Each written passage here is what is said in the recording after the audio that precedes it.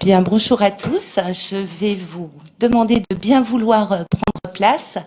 Donc, je suis Hélène Delmotte et je vais avoir le grand plaisir d'animer la journée annuelle d'études de l'APA Finance. Nous allons poursuivre cette journée avec le sport et plus précisément avec le para-karaté. Et nous avons donc le grand plaisir d'accueillir Noan Dudon, qui est athlète en équipe de France. Alors avec un très beau palmarès, je citerai simplement votre dernier titre, champion d'Europe de para-karaté dans la catégorie déficience visuelle. Et donc vous êtes accompagné de Manon Lambert, qui est entraîneur de l'équipe de France, responsable de la formation continue, et Cindy Tonton, qui est en charge des politiques publiques et qui est également référente para-karaté au sein de la direction technique nationale. Peut-être le temps que vous vous installez, on va diffuser une très très belle vidéo de vous, Noan, pour vous découvrir et découvrir ce sport pour ceux qui ne le connaissent pas ou mal.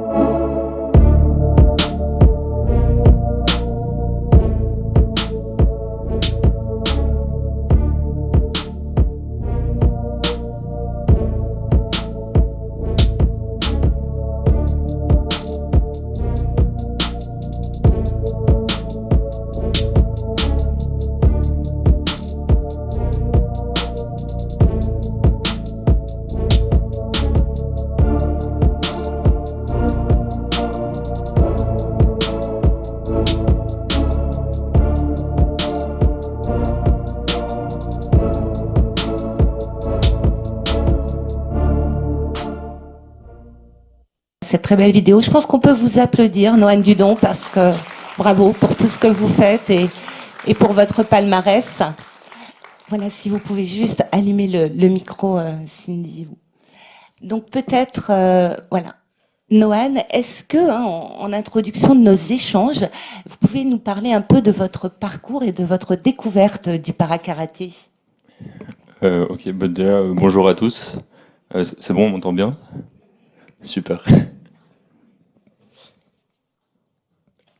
Alors, est-ce que vous pouvez juste répéter la Bien question? sûr, donc votre parcours, peut-être en quelques mots, et comment vous avez découvert le para-karaté? Ce que ça a apporté aussi dans votre vie?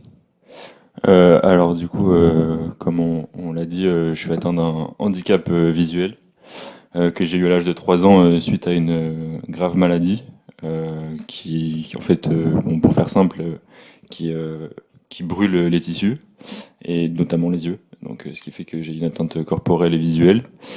Et donc, je vivais à Marseille à cette époque-là.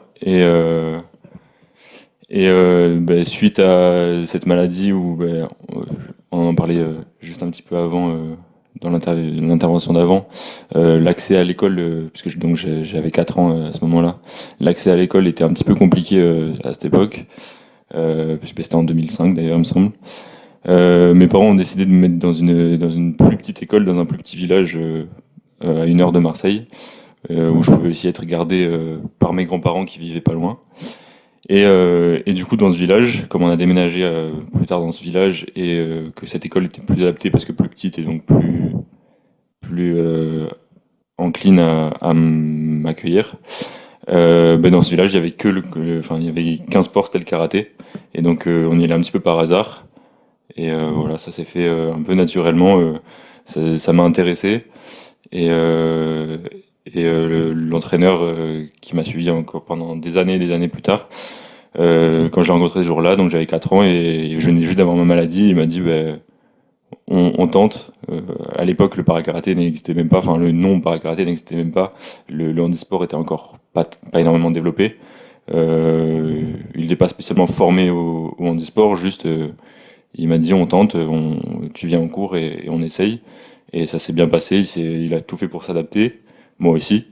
Et ça s'est fait un petit peu comme ça. Et et voilà, maintenant, ça a évolué petit à petit, hein. À la base, c'était juste un loisir.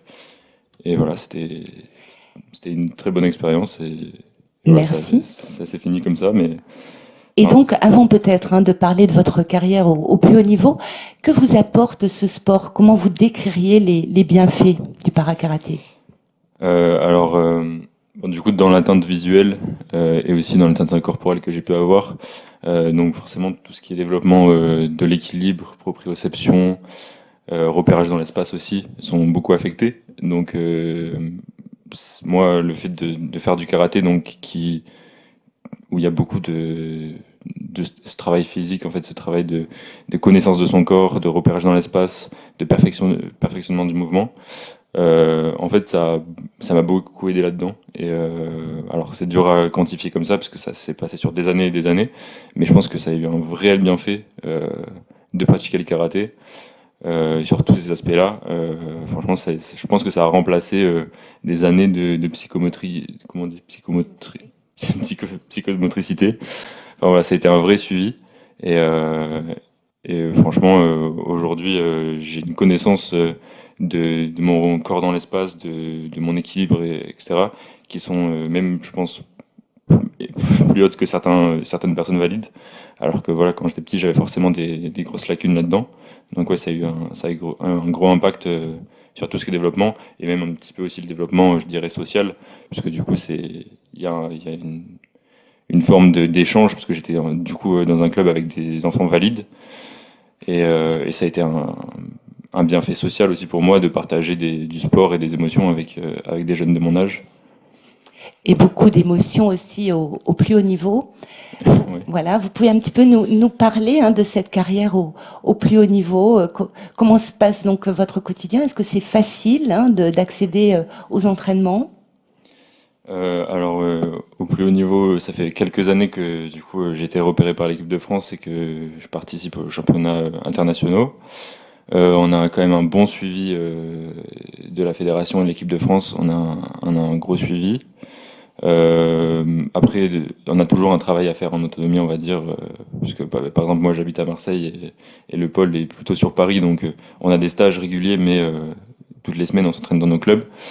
En plus, moi, je dois corréler mon parcours sportif et mon parcours d'études, donc c'est aussi un défi, un gros défi. Et aujourd'hui, même en étant sportif de haut niveau, sachant qu'on n'a pas le statut officiel de la, comment on dit, du ministère, puisque le para-karaté n'est pas encore reconnu comme sport de haut niveau, malgré tous les titres qu'on peut avoir et enfin, tout ce qu'on peut faire. Ouais, c'est un peu dur d'avoir accès parfois à certaines salles où, enfin, par exemple, moi, j'ai du mal à avoir accès à des salles pour m'entraîner parce qu'on n'est pas forcément assez reconnu.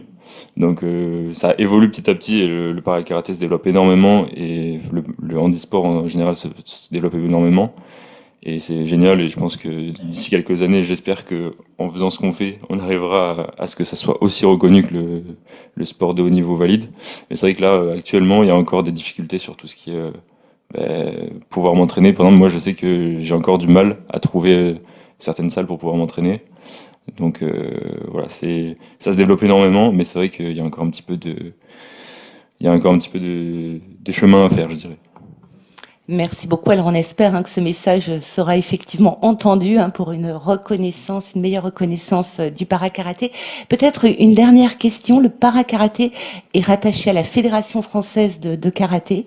C'est un atout ou ça peut freiner parfois justement cette reconnaissance à laquelle vous aspirez? Alors, bah, on va dire sur les côtés, le mauvais côté, on va dire, c'est que forcément, comme on n'est pas en fédération handisport, on a plus de mal à être considéré comme sportif de haut niveau sur ce point-là. Aussi pour tout ce qui est olympisme, etc., c'est un peu plus compliqué aussi, même si on y travaille. Par contre, ouais, le fait d'être à la Fédération française de karaté et donc pas dépendant du enfin du handisport, bah, ça a des gros points bénéfiques puisque du coup, on participe aux mêmes compétitions que les athlètes valides. Donc c'est les mêmes compètes, c'est la même équipe de France. On est juste chacun dans notre catégorie, mais donc on a les mêmes compétitions. Donc on se retrouve en stage, on fait partie vraiment de la même équipe. Et pense que c'est assez rare d'avoir des équipes, même nous à l'international, quand on est en compétition, on voit pas autant d'équipes qui sont soudées entre les personnes valides, enfin les athlètes valides et les athlètes para. Nous en France, on a vraiment ce truc-là qui est super important et c'est génial pour nous parce que enfin c'est un vrai partage. Et même pour les athlètes valides, de nous voir, ça les booste, enfin, de partager nos compétitions, ils sont super contents de venir nous voir, enfin, venir, de participer à la compète et de nous voir compétit, comment on dit, de nous voir faire la compète. Et ouais, c'est un vrai point bénéfique.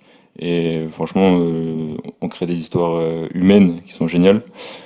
Et ouais, donc la fédération est super impliquée pour le para, et ça se développe énormément, et donc ça c'est un gros point bénéfique, et franchement, bah ça peut être que moteur de plein de choses, et on voit que ça change là ces dernières années parce que on nous met en avant comme les athlètes valides, et, euh, et voilà, ça crée des très belles histoires, et je pense que c'est pas fini.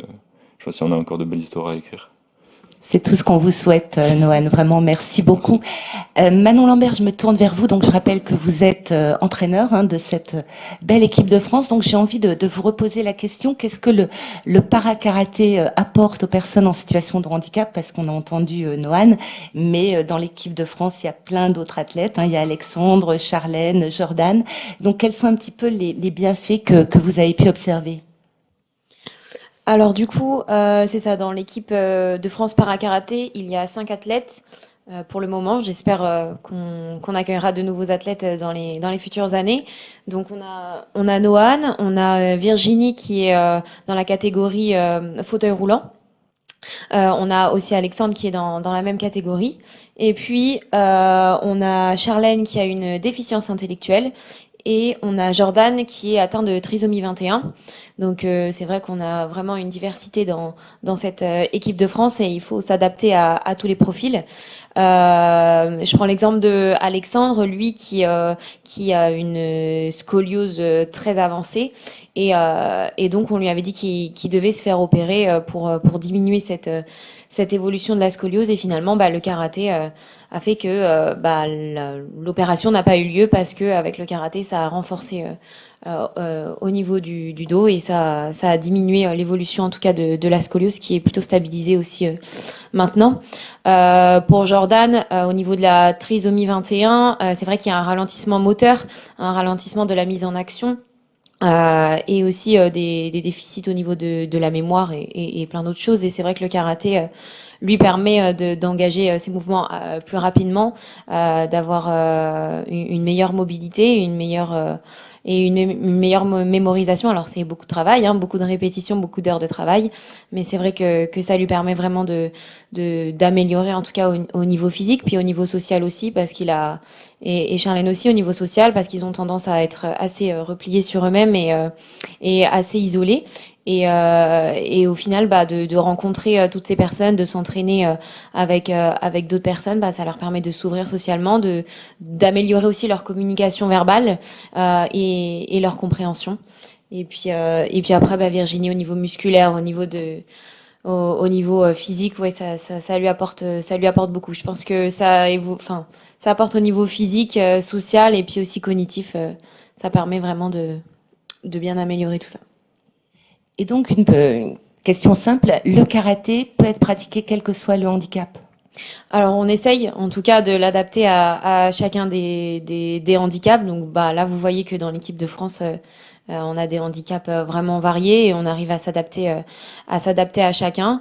Je fais aussi, j'anime la formation continue para-karaté au sein de la Fédération française. Et donc, j'ai des enseignants de karaté qui viennent à cette formation et en fait, ils accueillent un public vraiment varié, des personnes avec des troubles du spectre autistique, des personnes avec un handicap au niveau des membres supérieurs. Enfin, c'est vraiment adapté. On peut l'adapter à tout type de handicap, mais j'insiste vraiment sur le fait que c'est à nous enseignants de s'adapter à eux et pas à eux, en tout cas de s'adapter à cette activité. Mais ça fonctionne plutôt bien. Il y a pas mal d'effets positifs, en tout cas, sur les pratiquants. Et Noan signalait que le para-karaté se développe. Vous pouvez nous en dire quelques mots? Oui, bien sûr. Alors du coup, on voit dans les dernières années que le nombre de licenciés para-karaté augmente chaque année. Donc ça, c'est vraiment un point positif au niveau de la fédération, au niveau des licences, les compétitions aussi. Et nous, au sein de la fédération, avec Cindy et avec la DTN, on essaye d'améliorer et de prendre en considération, en tout cas, les remarques et les volontés des pratiquants. Donc, on était en fait, on organise un championnat de France para-karaté tous les ans, qui était ouvert jusqu'ici que pour les personnes adultes. Et c'est vrai qu'on a eu des échos comme quoi, il y a aussi des enfants qui voulaient participer aux compétitions. Et donc, en 2025, on organise le championnat de France para-karaté et on l'ouvre aux enfants. Donc, ça va être aussi une première. On essaye de faire évoluer tout ça. La formation continue aussi est quelque chose de nouveau. Après, au niveau des points négatifs, Noan en a parlé par rapport au statut de haut niveau, c'est très difficile pour nous de l'obtenir. Pour les athlètes, c'est très difficile. Par exemple, Jordan ne travaille pas et même chaque athlète n'arrive pas à avoir de sponsor ou d'aide financière parce qu'ils n'ont pas le statut de haut niveau. Et donc, c'est eux qui doivent acheter tout leur matériel et qui doivent payer les salles de sport et tout ça. Donc là, on essaye pareil avec Cindy, de trouver des sponsors financiers pour pouvoir les aider, parce que c'est vrai que ça revient, c'est un coût assez gros chaque année. En fait, même les déplacements pour aller dans les salles, dans les dojos pour s'entraîner. Donc voilà, le statut de haut niveau va vraiment. J'espère en tout cas qu'on arrivera à l'avoir, et comme ça aidera vraiment les athlètes à évoluer dans leur sport. Merci beaucoup, mais encore une fois, c'est tout ce que l'on vous souhaite. Cindy, je me tourne vers vous. Donc, vous êtes chargée de mission politique publique, référente para-karaté à la direction technique nationale. Est-ce que vous pouvez nous expliquer en quelques mots en quoi consiste votre mission? Alors bonjour à tous. Oui, effectivement, je suis chargée de mission politique publique depuis novembre 2022 au sein de la Fédération française de karaté. Je m'occupe notamment du para-karaté, du développement du para-karaté, de la féminisation et de la lutte contre les violences et les incivilités. Donc voilà, c'est plusieurs thématiques sur un seul poste. Mais effectivement, sur le para-karaté, on essaie vraiment de développer le para-karaté, mettre en place des choses, des événements, faire en sorte que la reconnaissance au niveau soit faite, comme Manon l'a dit tout à l'heure, et Noan. Donc voilà, le but de la direction technique nationale, c'est vraiment de faire développer le para-karaté, de former nos enseignants et de rendre les clubs le plus inclusifs possible, afin que les personnes en situation de handicap puissent trouver un endroit pour pratiquer le para-karaté, avec pour tous les types de handicap, comme Manon l'a dit, c'est ouvert vraiment c'est ouvert à tous les types de handicap, et le but c'est vraiment de s'adapter et que les enseignants s'adaptent aux types de handicap qui sont en capacité d'accueillir. Merci beaucoup. Et vous pouvez nous parler, donc, parce que je pense que vous avez un projet avec Noan pour favoriser la pratique du para-karaté. Et c'est une autre de mes questions, justement, comment est-ce qu'on favorise aussi la pratique au quotidien? Alors, Noan va en parler, va rajouter dans ce que je vais dire juste après. Donc, on a le projet d'organiser un stage para-karaté avec Noan. Le but étant, c'est que les stages valides existent. Il y a beaucoup de stages karaté qui existent. Le but, c'est vraiment de mettre en avant le para-karaté. Là, pour le coup, c'est Noan qui a un projet et qui est venu vers moi pour me dire que il voulait mettre en place un stage para-karaté, pas forcément avec un titre para-karaté, c'est vraiment un stage ouvert à tous. À chaque fois que Noan fait une compétition ou une démonstration, beaucoup de personnes viennent me voir ou viennent voir Manon ou autres ils sont très intrigués pour connaître, pour savoir comment Noan arrive à faire telle ou telle chose. Et le but de ce stage aussi, c'est de partager le savoir de Noan. Noan, tu veux peut-être rajouter? Oui. Merci. Ouais, du coup, on est en train de bosser justement sur ce stage. Déjà, on est en train de chercher des dates, puisque entre mon parcours sportif et universitaire, j'ai du mal à trouver du temps. Mais on essaye de trouver dans l'année au moins, on va dire, 2 ou 3 jours pour organiser ça. Et ouais, le but, c'est vraiment enfin, c'est vraiment pour l'instant une idée comme ça, mais c'est de dire, il y a des stages valides qui existent depuis longtemps et qui permettent à plein de gens de faire du karaté, que ce soit à haut niveau ou ça peut être ouvert aussi à tout type de personnes.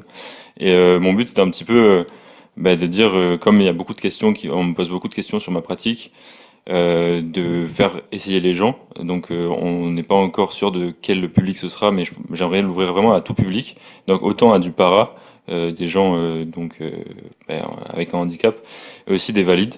Il y a beaucoup d'enseignants qui sont intéressés aussi parce qu'ils sont amenés à de plus en plus rencontrer des personnes en situation de handicap dans leur club.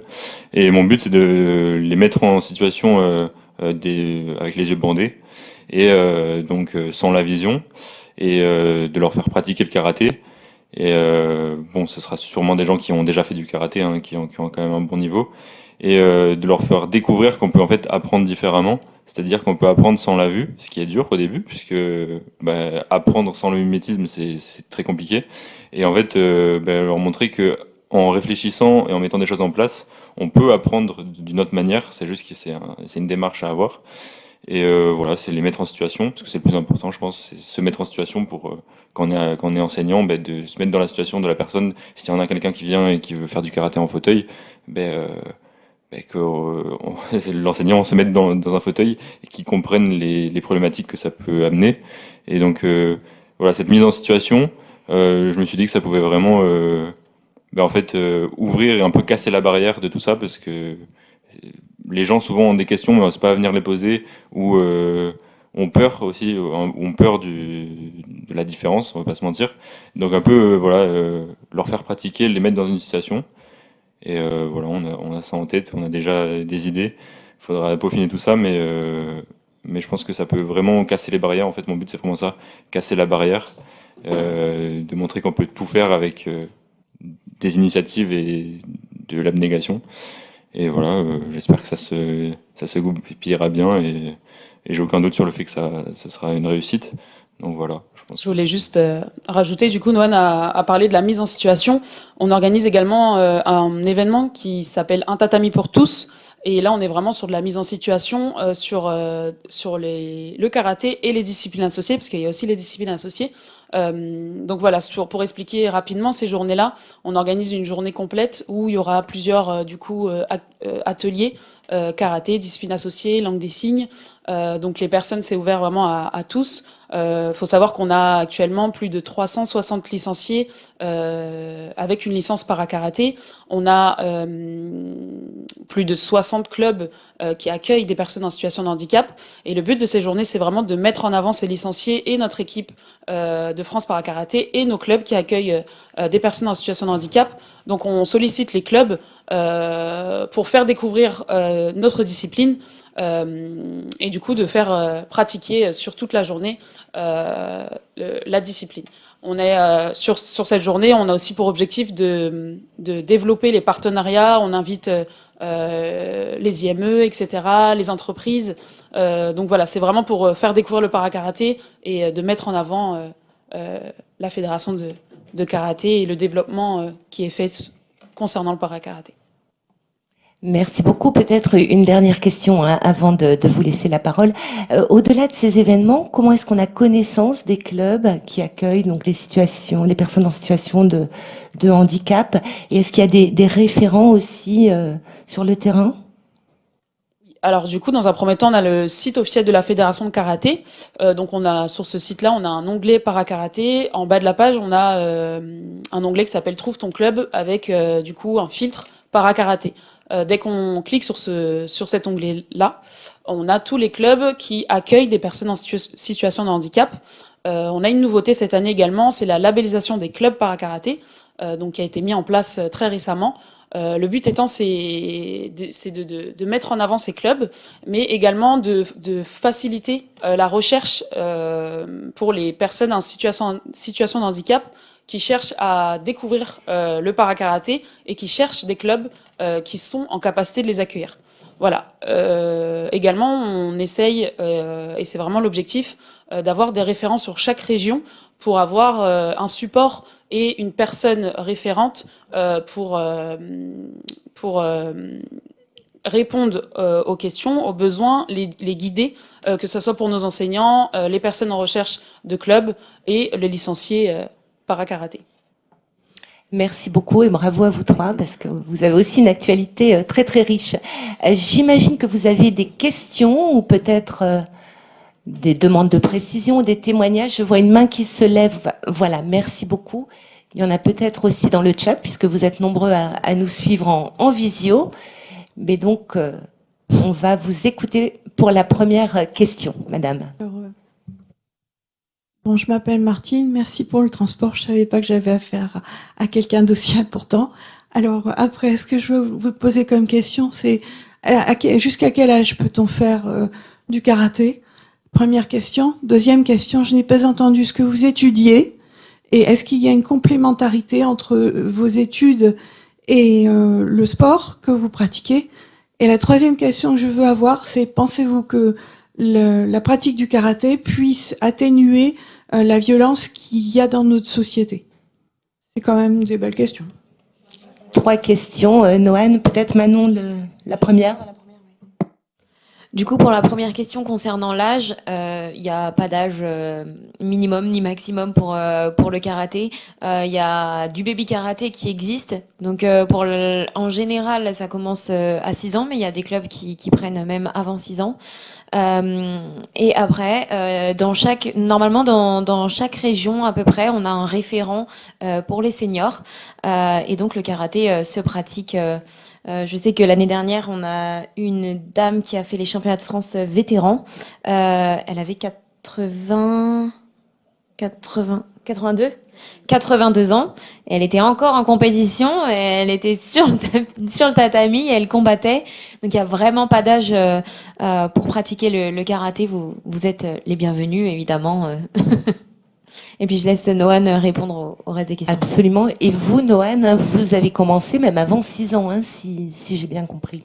Oui, alors justement, j'allais revenir là-dessus. Moi, j'ai commencé à l'âge de 4 ans. C'était assez novateur pour l'époque, mais oui, ça existe de plus en plus. Et après, quand je dis du karaté, il faut bien penser que, en fait, quand on parle de karaté, ça mélange, je sais pas si on m'entend bien, ça mélange beaucoup de disciplines. Et en fait, quand on a 4 à 8 ans, c'est pas comme ce qu'on imagine du karaté à se mettre des coups de pied, des coups de poing. C'est apprendre l'équilibre, etc., avec des parcours, donc c'est beaucoup de motricité, beaucoup de repérage, beaucoup d'exercices en fait d'éducatif qui mènent après à faire du karaté. Mais c'est vraiment c'est de l'éducatif en fait, donc c'est pas se mettre des coups à 4 ans quoi. C'est vraiment c'est plus du travail ensemble à développer des éducatifs plutôt que se taper dessus quoi. Donc voilà, c'est parce que c'est vrai que nous on a l'habitude du karaté, mais les gens des fois ils s'imaginent juste de la violence, alors que pas du tout. C'est au contraire, c'est plus du développement de capacités physiques, etc. que se taper dessus. Merci. Et donc par rapport à vos études, en lien avec le sport ou pas? Alors moi du coup je fais, voilà c'est fort. Je fais mes études à je sais plus comment c'est, la fac de sciences du mouvement à Marseille.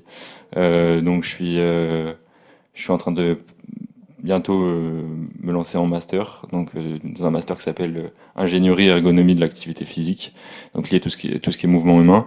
Actuellement, je suis encore en licence puisque je scinde mes années en 2, puisqu'avec le sport de haut niveau, je ne peux pas passer mes années en 1 an, c'est impossible. J'ai trop d'impératifs dans la semaine et trop d'entraînement. Alors moi, en fait, je trouve que c'est très lié entre mes études et mon sport, parce qu'en fait, c'est dans ces deux choses-là.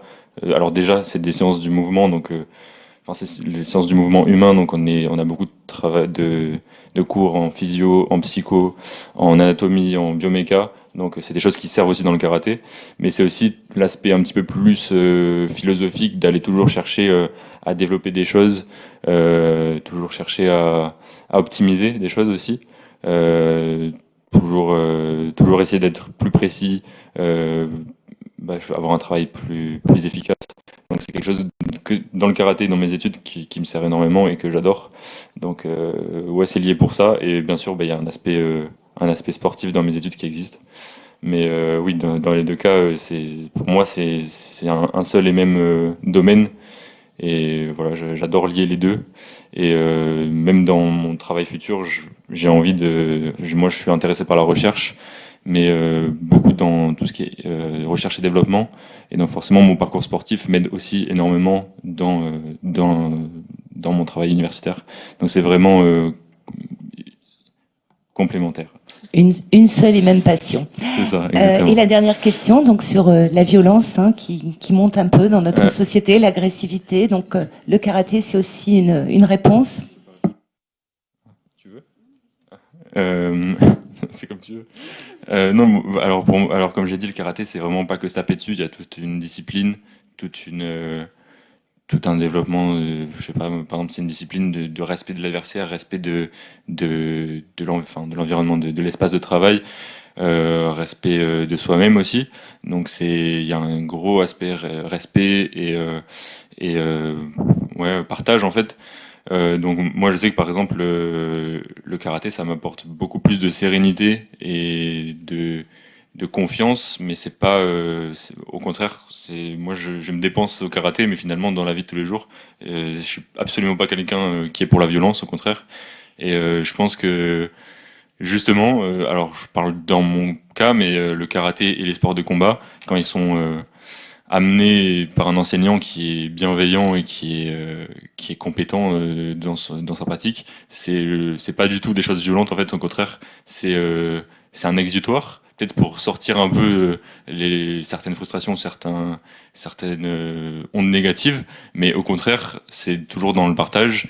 Et dans notre vie en général, généralement, les grands gens dans les arts martiaux, les grands athlètes, ils sont rarement violents dans la vie de tous les jours, quoi.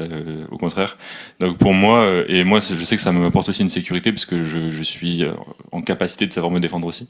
Donc au contraire, moi, en tout cas, dans mon cas, je trouve que c'est plus un attrait à la sérénité, et à la passivité, pas à la passivité, mais je dirais au côté pacifiste plutôt qu'à la violence. Merci à vous. Est-ce qu'il y a une autre question? Oui, je vois au moins deux mains se lever. Donc, madame, et ensuite de ce côté-ci.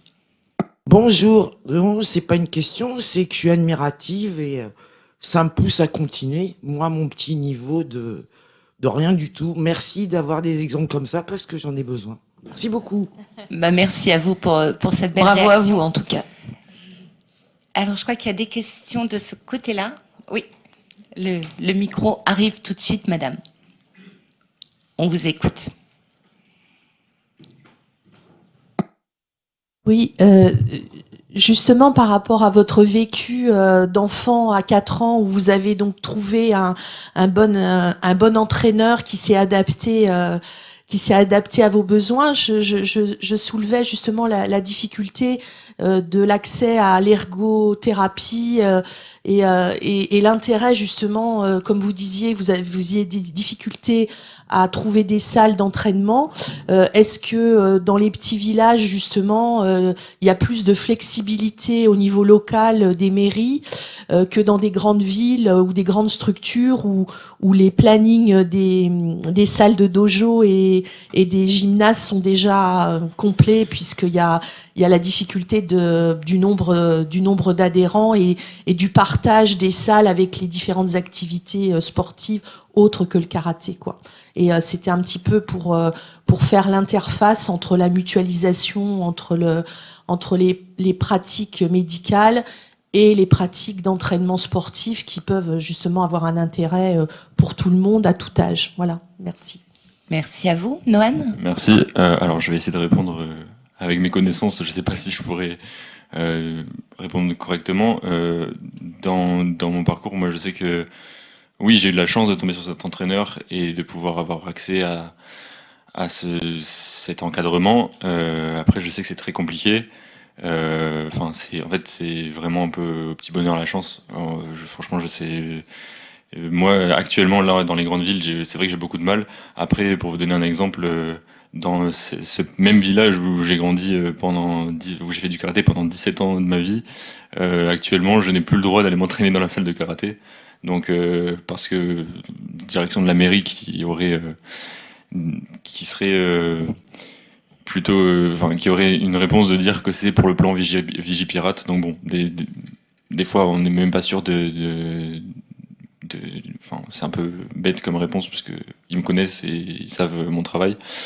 Donc même actuellement en étant champion d'Europe et tout ce que vous voulez, j'ai encore du mal à avoir accès même dans ces petits villages-là et même alors même qu'ils me connaissent.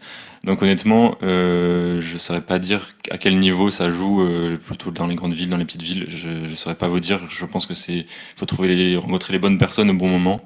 Et c'est malheureusement compliqué. Après aussi, ben, mon but aussi de venir quand je viens parler ici aujourd'hui ou quand je parle un peu de mon parcours, c'est aussi justement pour montrer que en tant que personne en situation de handicap, on a aussi des capacités qu'on cherche aussi à avoir accès à ce travail sportif parce que ben, ça a un aspect bénéfique sur la santé aussi et peut-être ben, montrer à des gens qui pourraient nous encadrer que ça existe et qu'il faut qu'ils s'adaptent pour nous accueillir. Après, honnêtement, je ne saurais pas vous dire précisément à quel endroit c'est le plus facile de trouver des salles, malheureusement. C'est très dur, même actuellement, pour moi, mais j'espère que ça va changer en tout cas, et je fais tout pour que ça change et pour qu'on soit accueillis autant que des personnes valides, et pour que ben, on puisse développer, ben, avoir des bienfaits sur notre santé grâce au sport.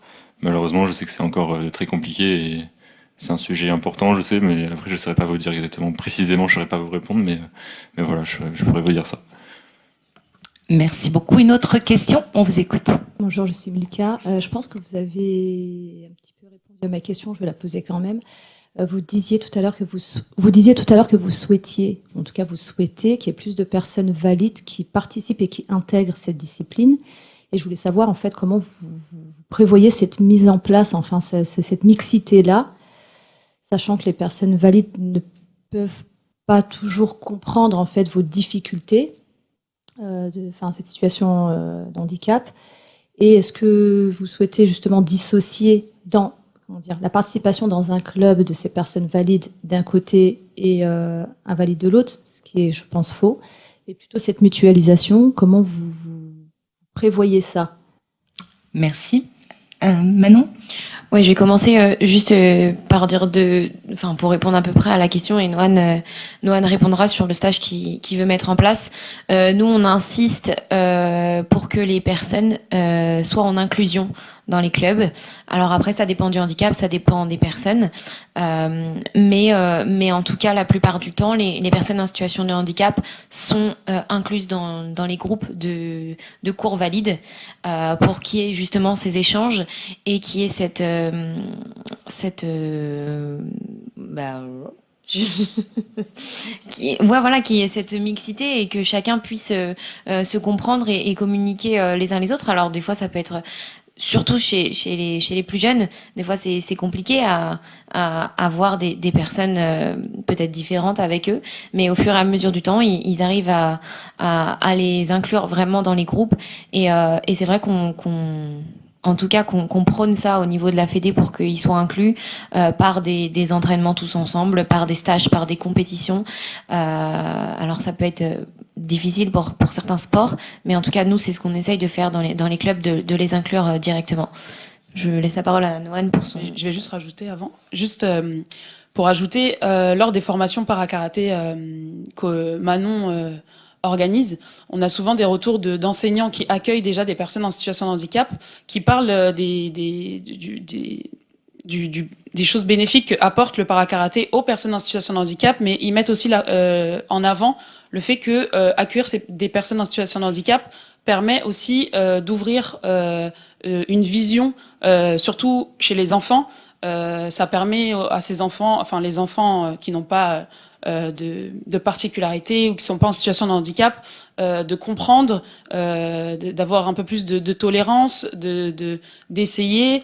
Donc voilà, et aussi d'apprendre parce que c'est aussi en pratiquant avec des personnes qui ont des différences ou qui sont en fauteuil ou tout type d'handicap.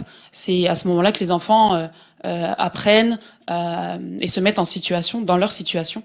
Donc il y a aussi ça qu'il faut mettre en avant. Et juste pour ajouter, on a aussi un projet vidéo qu'on a mis en place il y a très peu de temps, où on a organisé des interviews, notamment avec les membres du collectif France Para-Karaté et Manon qui aussi intervient sur ces vidéos, où ils mettent l'accent sur le fait que eux, ils ont, comme Noan l'a dit, ils ont été accueillis dans un club qui n'avait pas forcément les...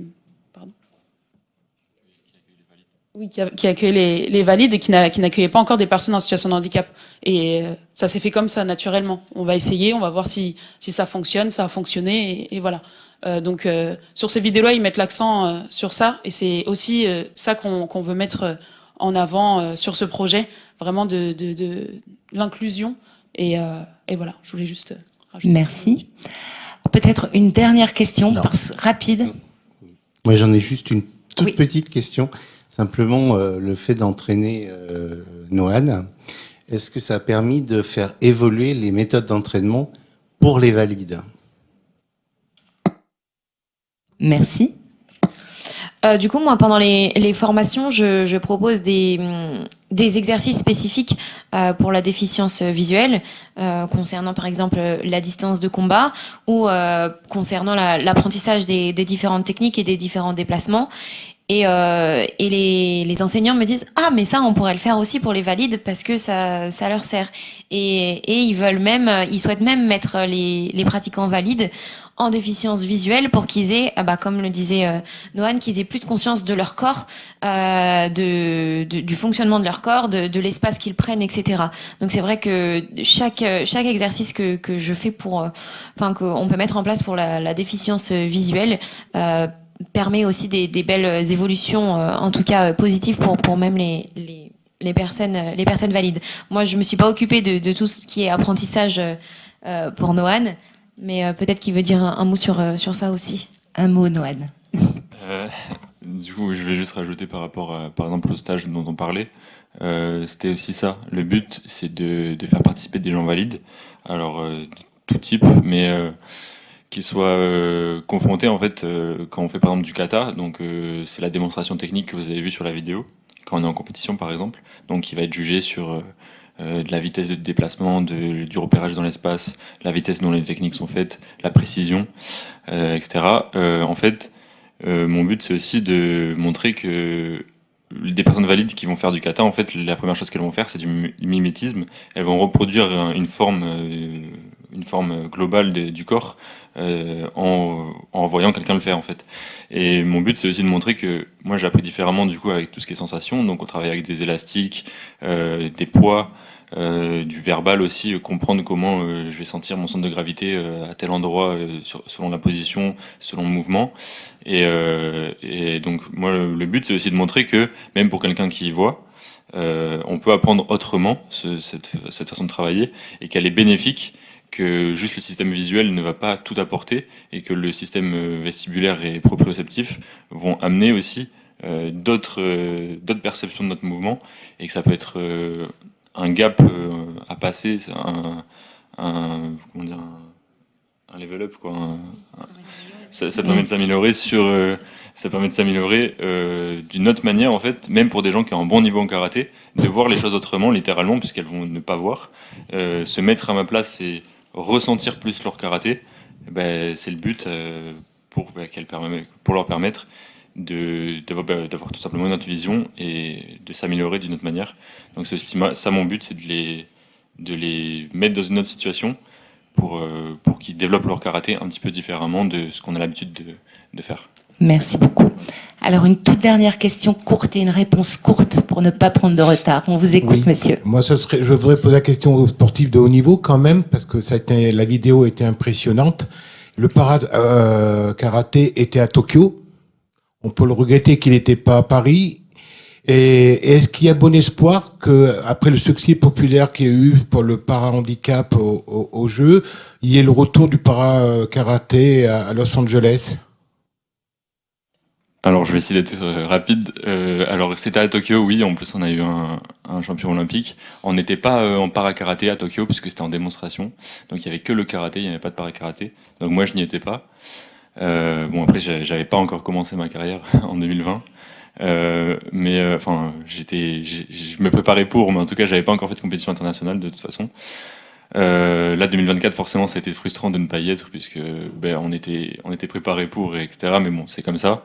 Malheureusement, c'est pas, on n'est pas maître de ça. C'est pas nous qui décidons. La mise en lumière du handisport en France a été quand même énorme, donc je pense que c'est un point quand même bénéfique d'avoir mis en lumière ces athlètes français. Forcément, c'était frustrant pour nous, mais d'un autre côté, que les gens voient, que le grand public voit le handisport et à quel point on a des grands athlètes en France, c'est quand même quelque chose de cool, même si voilà, encore une fois, en tant qu'athlète, c'était un petit peu frustrant de ne pas y être. Pour 2028, je ne saurais vous dire, pour le para-karaté, on essaye, je sais pas du tout comment ça va se passer. Nous, on a déjà des championnats d'Europe et des championnats du monde qui sont des très grosses compétitions, et n'hésitez pas à les suivre aussi, parce que c'est des très belles compétitions au même statut que les Jeux Olympiques, même si forcément les Jeux Olympiques, il y a une aura derrière qui est un peu particulière, mais on a quand même de très grandes compétitions, et moi j'ai de très gros objectifs pour les prochaines années. Donc 2028, ce sera que du bonus si ça se passe, mais déjà moi, pour mes objectifs, en tout cas, j'ai de quoi faire. Après, oui, bien sûr que 2028, si ça se passe, ce sera incroyable, et je serai préparé pour, mais je ne saurais vous dire si 2028 si le karaté sera au JO de 2028, je ne sais pas. Ouais. Merci. Alors Manon, peut-être un message d'espoir, Manon, c'est une conclusion. Oui, je conclus sur ça. En fait, on n'est pas, alors on fait pas partie de la fédé handisport, on fait partie de la même fédé avec le karaté, mais c'est pas parce que le karaté valide et n'est pas au JO que nous, en tant que para-karaté, on ne peut pas rentrer au JO. C'est par rapport au nombre de nations qui sont représentées lors des derniers championnats du monde. Lors des derniers championnats du monde, pour permettre en tout cas d'être sélectionné pour les Jeux Olympiques, il fallait, je crois, 32 nations représentées, et la dernière fois, on était 33 nations. Donc ça a ouvert une petite porte. Maintenant, on va pas que juger sur ce dernier championnat du monde. Bien sûr, il faut que les prochains aussi aient le même effet, et qu'il y ait aussi de nombreuses nations représentées pour pouvoir avoir cette porte-là au niveau des Jeux paralympiques. Merci beaucoup. C'est déjà la fin de cette très belle session, mais on vous applaudit une nouvelle fois parce que vous êtes aussi une super équipe, tous les trois. Merci beaucoup. Merci à vous.